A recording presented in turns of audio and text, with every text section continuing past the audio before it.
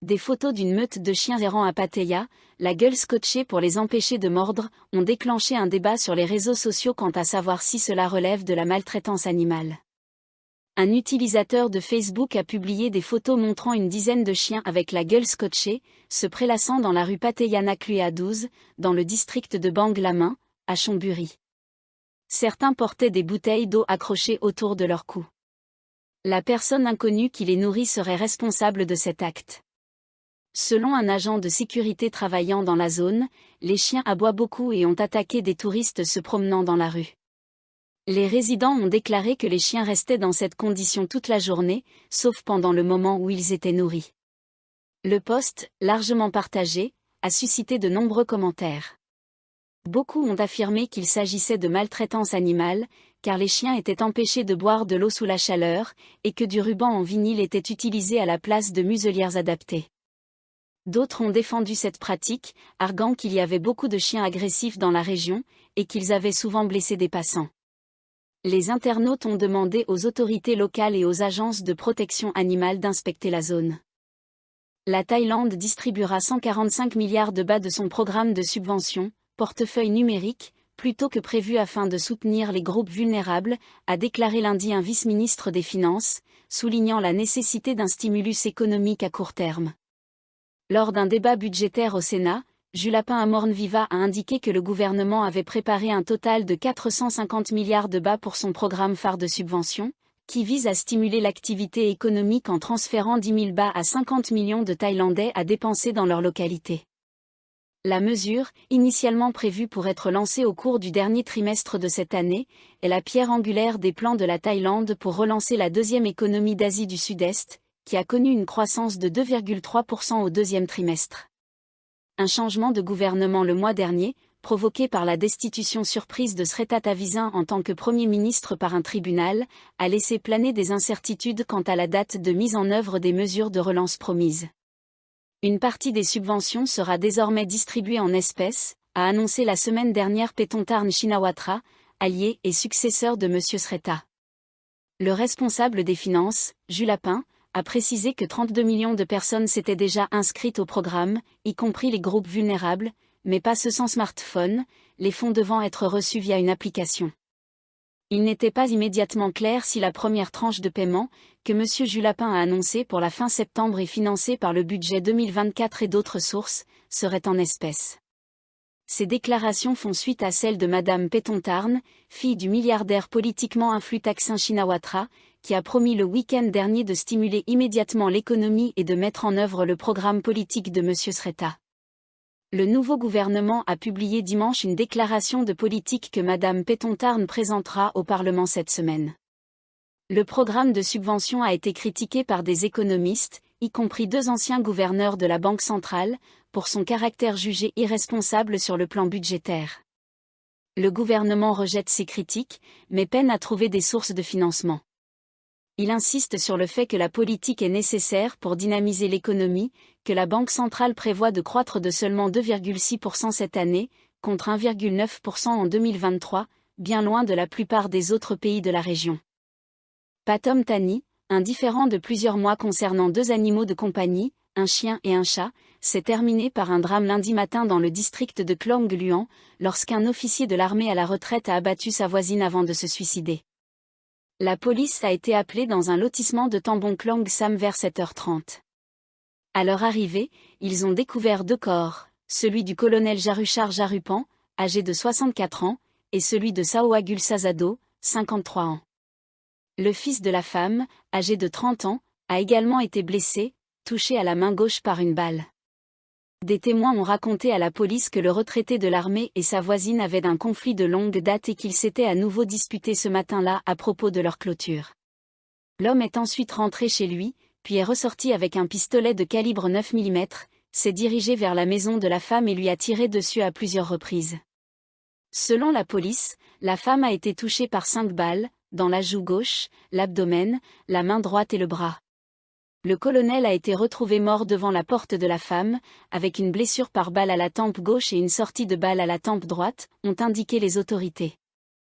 À noter Jarupan, la femme du retraité décédé, âgée de 63 ans, a déclaré que son mari et leur voisine se disputaient depuis environ 6 mois à propos de leurs animaux de compagnie.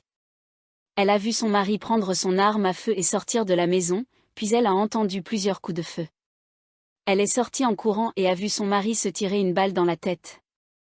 Kritin Natawin, le fils de la femme tuée, a raconté qu'il s'était précipité à l'avant de la maison après avoir entendu les premiers coups de feu, et que le colonel lui avait tiré dessus dès qu'il l'avait vu. Il a été blessé à la main.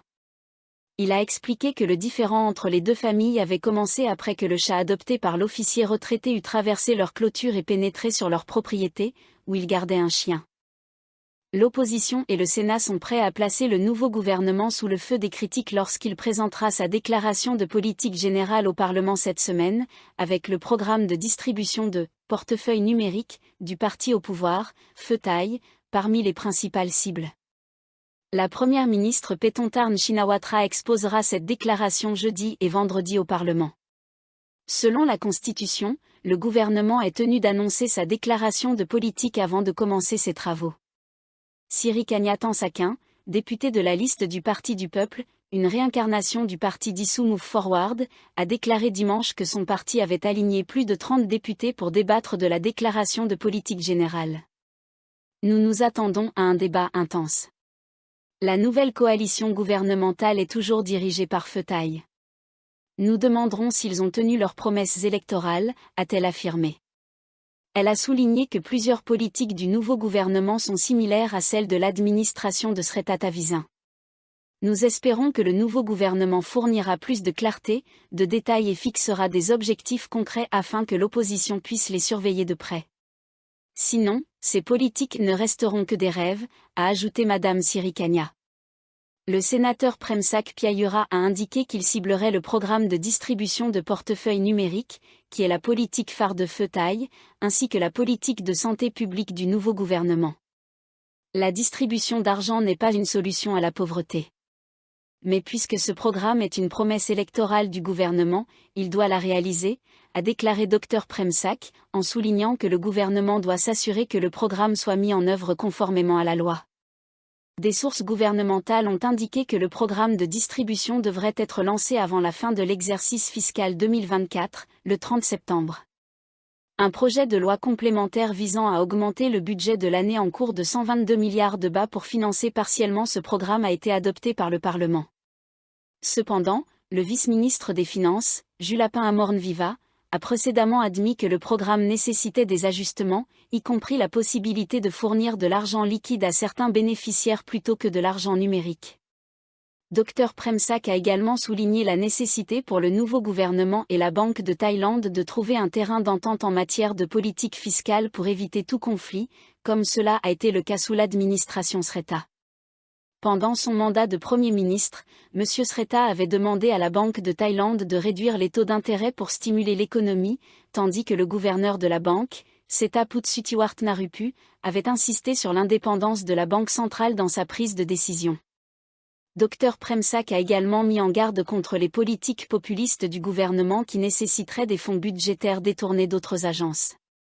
Ces politiques populistes visent clairement à séduire les électeurs en prévision des élections de 2027. Le gouvernement doit d'abord se concentrer sur la situation financière actuelle du pays, a-t-il déclaré. Anusor Nyansa RD, député de la liste Pheu-Thai, a appelé dimanche l'opposition à débattre des politiques du gouvernement de manière raisonnable. Nous espérons que le débat sera constructif. Nous devrions laisser le conflit derrière nous et permettre au pays d'avancer, a-t-il dit. Lorsqu'on lui a demandé si Pheu-Thai mettrait en place une équipe de députés pour défendre les ministres ciblés par l'opposition, M. Anusor a répondu que cela n'était pas nécessaire. Si les députés de l'opposition débattent en dehors du cadre des politiques gouvernementales ou de manière non constructive, ils seront jugés par la population, a-t-il précisé. Wizut Chenarin, chef des députés gouvernementaux, a déclaré dimanche que l'opposition ne devrait pas transformer la déclaration de politique générale du gouvernement en un débat de défiance. Selon un projet de déclaration de politique vu par les médias, le gouvernement mettra en place un programme de restructuration de la dette, offrant un allègement aux emprunteurs de prêts automobiles et immobiliers, ainsi qu'une assistance aux débiteurs des systèmes financiers traditionnels et non traditionnels. Il accélérera également les mesures de relance économique pour renforcer la confiance, encourager les dépenses, alléger les charges financières, augmenter les opportunités d'emploi en accordant la priorité aux groupes vulnérables, et promouvra la distribution de portefeuilles numériques.